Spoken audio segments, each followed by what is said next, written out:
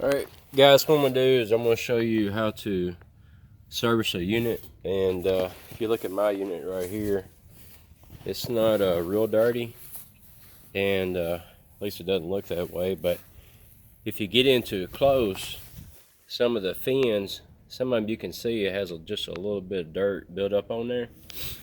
And usually the ones I see the most is going to be on the side that's facing the wall. And which with it, I guess it just helps the dirt get trapped a little bit more, and so it's not getting diluted. Alright, and the first thing I did before even doing anything to service a unit, I went to the inside of the house, went to the thermostat, and turned it off. And so the next thing I'm going to do, I'm going to turn off the power to the disconnect. And of course we're fixing to get in here. I'll take off the panel, and when I take it off, I'm going to verify that the power is off. And right here on the side, here's the label, and with the label you can tell a lot of information about the unit. And right here, the 42, that stands for 42,000 BTUs, and so that's the heat pump capacity. It's like a nominal number, so it may actually be a little less than 42,000. Alright, I'm gonna grab my tools.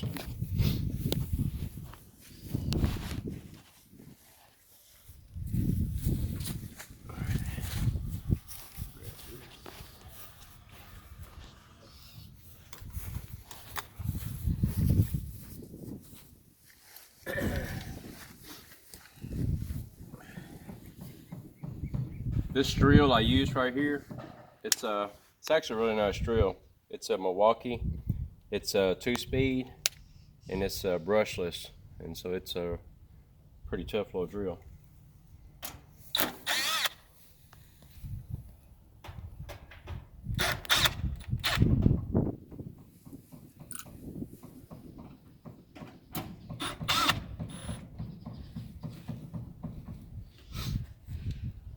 And if you notice where I took the screws out, I just took off right here. It's same as the other side, and one right there. You don't take this out because that's actually part of the structure, what's holding it together. And you look at my unit, mine, I've got a lot of stuff in there, little extra things, like now this is normal, that's your run capacitor, and there's the start capacitor. There's a potential relay that I've added to my unit, and now I did this right here to help prolong the life of my unit. And also right here, here's my contactor, and it's a electronic contactor, and with this one right here, it can actually tell you a little bit about the cycles, how many cycles it's had, and it's actually really nice. And what I can do right here, just to give you an idea what it's capable of doing, is if you push the button right here where it says test, push that for a few seconds and then let go, and you can see that the unit comes on for a second. And all that is like it says, just a test, and that's just to see that everything works. Alright, and so now I've got to check everything out just to make sure there's no power.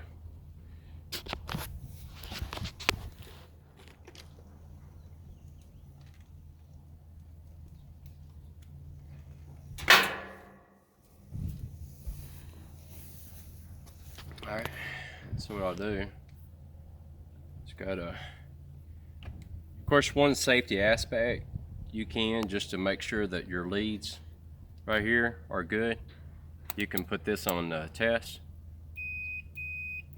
and that's just to make sure that they're not broken and that they're also plugged in good. Alright, so take here, and it's showing 0, and then also I go to ground, and if you do a little extra, that's not going to hurt. All right, and then also check the capacitor. And that's just to make sure there's nothing there. All right. Now, the old way of discharging capacitors was taking a screwdriver, but I find that if you just go ahead and just put it on the voltage, it'll be the same thing, and that works really well. All right. And so now all that there is turned off. Capacitors properly discharged, and let's see if I can get something here.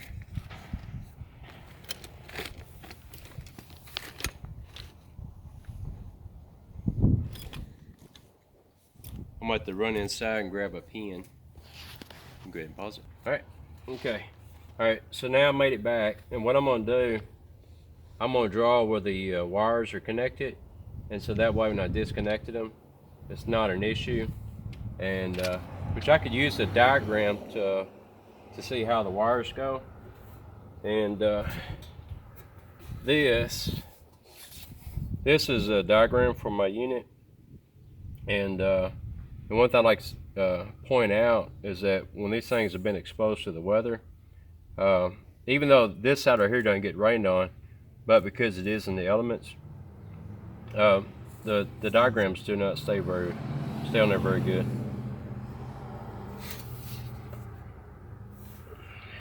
All right, so for the run capacitor, we got common,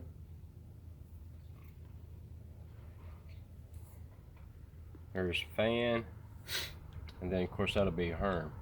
All right, and so for the Herm, we got a white wire,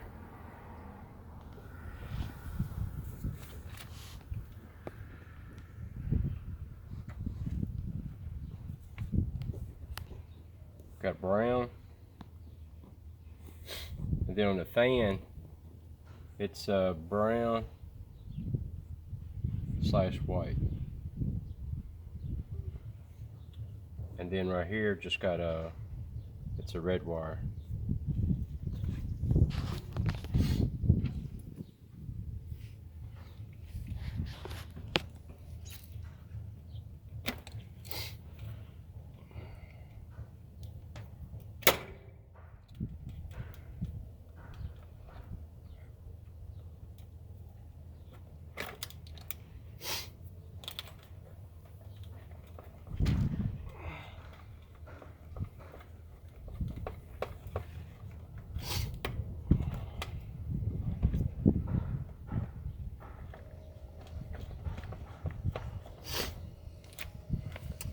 All right, now if you notice here on the capacitor,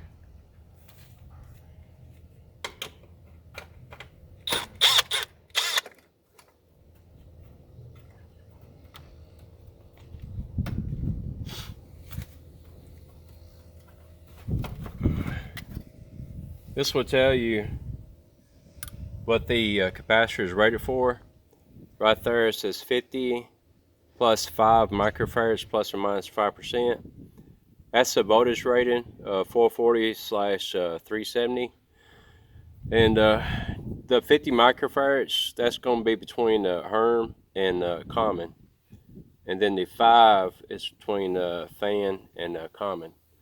So I take my meter, place it on microfarads, and then we'll do a check.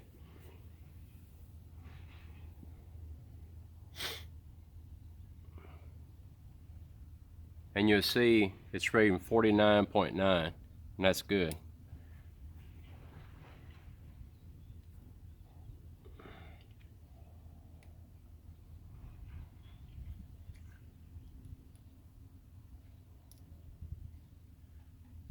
All right, now the fan is showing a 4.55, and so when you look at a 4.55, and that's rated for 5 microfarads, that's actually below the limits. And so in this case right here, I need to change out the capacitor. Now the reason why this one right here probably didn't last as long is because with it being a heat pump, it's running year round, and I kind of expected it to last longer than it did, but it didn't. And so I'm gonna go ahead and change this right here. All right, so we checked that out, and then also looking here, this is my defrost board. Like I said, that's the contactor. There's my thermostat wires coming through, and so I'm gonna go ahead and take off the top, and we'll take it apart and we'll clean it up. And but first I'm gonna go ahead and grab another capacitor to put back in there. All right, I got the capacitor, and you'll see that this one right here is rated for 50/5, and so I'll go ahead and install this.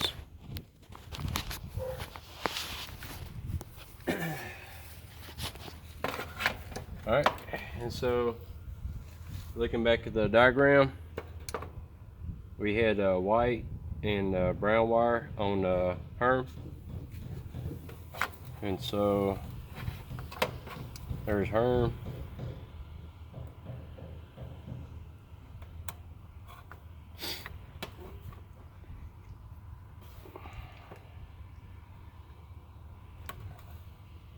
All right, and then also we had red on common.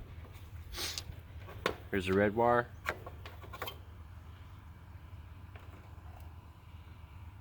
And this feels a little loose, so what I'm gonna do, take a pliers, kind of snug it just a little bit.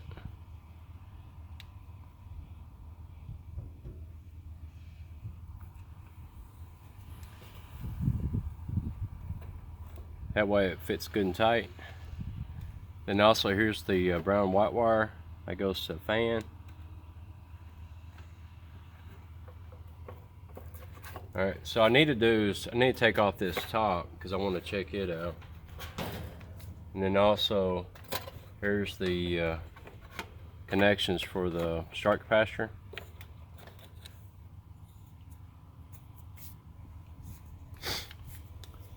If you'll notice, that's a bleed resistor right there, and so that bleed resistor, that should have discharged the capacitor, but it's better to be safe than sorry, so we'll go ahead and just touch that, make sure it discharge, everything's good. And then this one, what I can do here, let's get this out.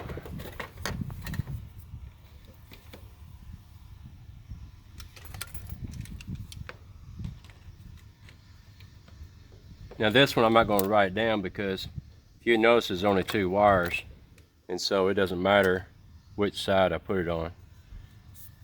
And then this one, it's rated for 88 to 108 microfarads. All right.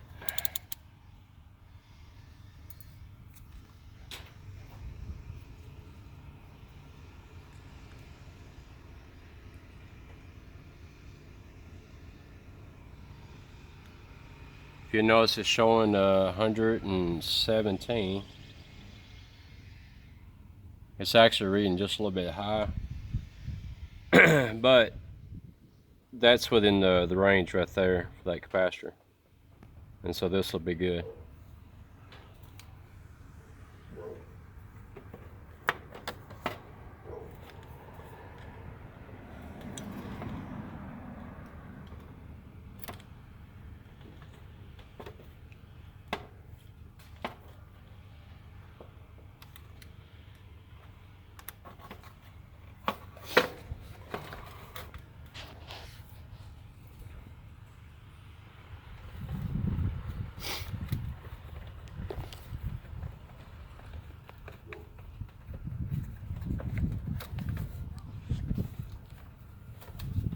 Get that to stay on there. Of course, it doesn't snap. I don't know why they don't.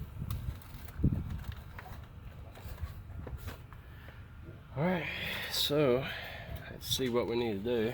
Get the top off. I'm going to clip this.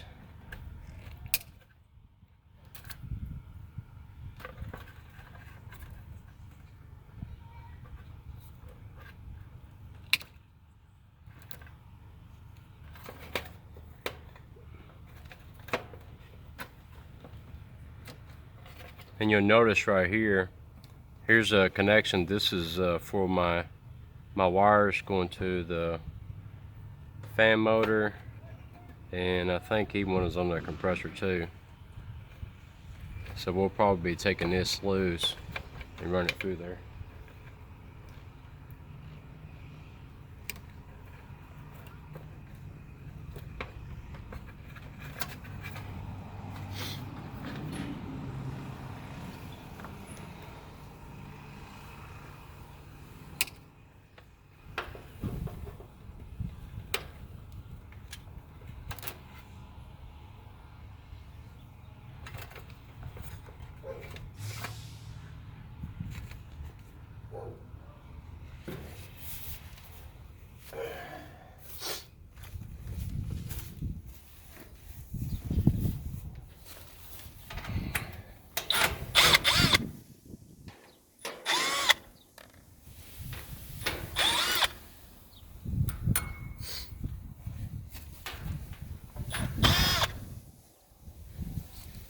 You'll notice on these, the screws that goes around the top right here, they got it pointed in. And then the screws that came from around the electrical area, they're all flat. If you want to, you can just keep it from that side. It'll be all right.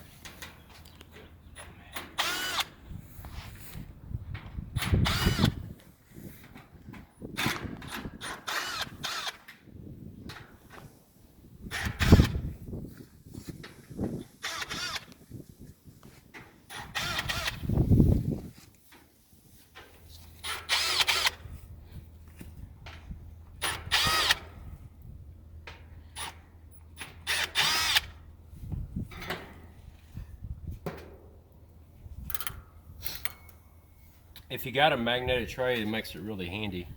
Something to hold your screws. I will say this, if you drop it, then it's probably going to spill everywhere. And so you have to be mindful of that. Alright, let's see what all needs to be done. Take this off for a minute where I can see this.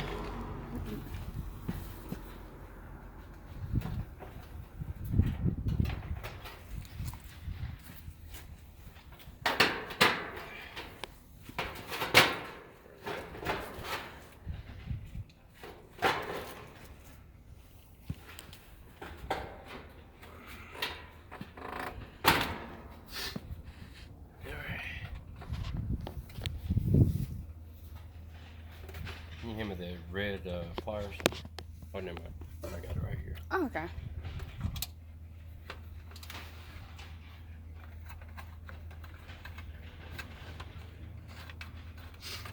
All right, and so right here you can see that the wires for the fan motor is connected on that.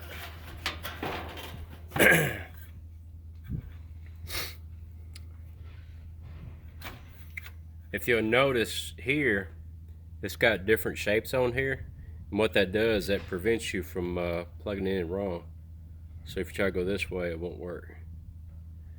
It'll only go in one way, just like that. And just make sure that when you pull that off,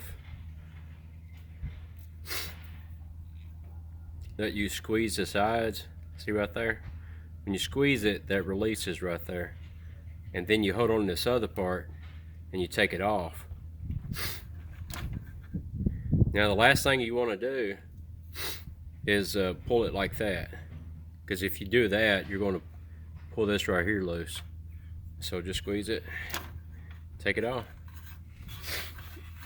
and that will fit right there.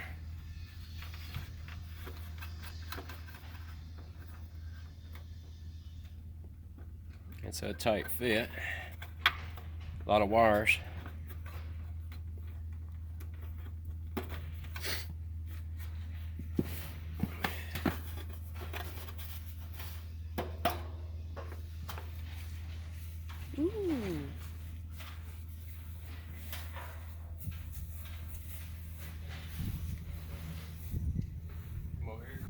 Okay, there. All right, if you notice on here, there was a wasp nest under there, and so fortunately there's nothing that was moving around when we got to it. And the blades, these are actually pretty big blades right here. These motors never take these, and then I don't like to lay them up against walls, because when you do, there's always a risk that it's going to fall over when the wind hits it, and if it does that, it can damage the blades. And I want to say these blades right here, they're probably about 180 to 200 bucks, and because they got these long sweeps right here, and so they're a little bit more expensive. All right, then also when you look, you can see that the wasps, they've been building their nests. There's looks like a carpenter bee maybe right there.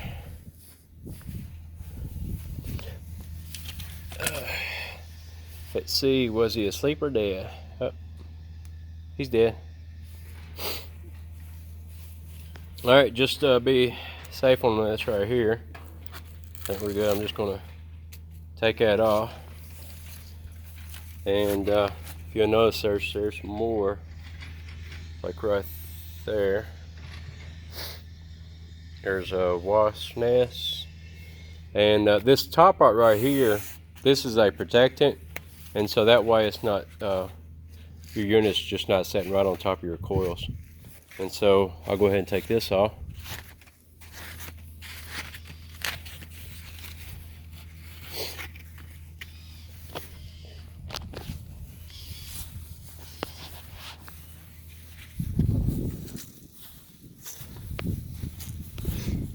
And another thing too, if you'll notice how the unit's put together in sections.